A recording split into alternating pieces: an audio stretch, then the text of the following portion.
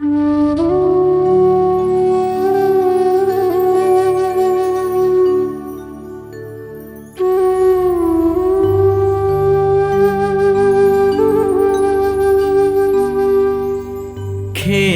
खार बड़ झुंझकुर लागे, धनी बिना गाँव तरिहा के।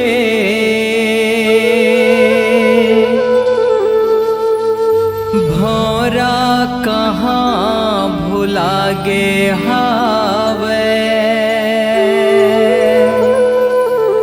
सुरता मस्तुरिया के। रोवत हावे नार मतुमा, बखरी ले अब भारी गा।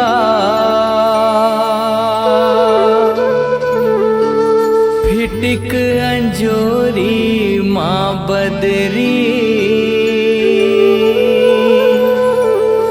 घपटे है आंधियारी गा।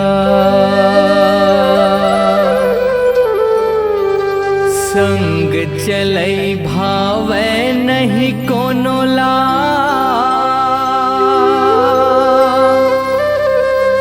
अलगे बड़ अटियावत है।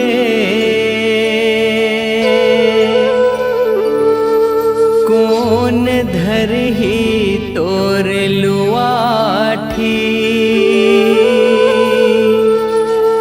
संसो रही रही खावत है। पता दिही अब कौन गाड़ी के,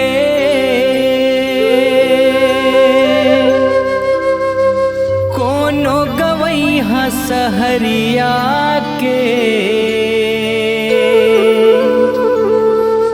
सुर नहीं माढ़ है तोर बिना, वो घुन ही बांसुरिया के।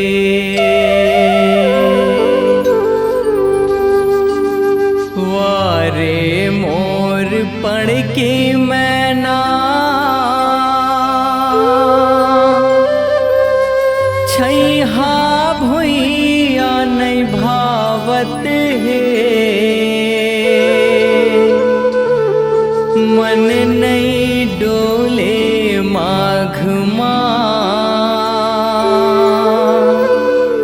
फागुन नहीं सुहावत है। छत्तीसगढ़ के रतन बेटा,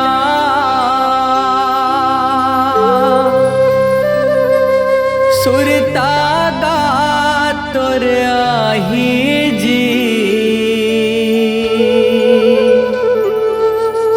अमर रही तोर नाम जुग जुग, गीत सबो तोर गाही जी। गीत सबो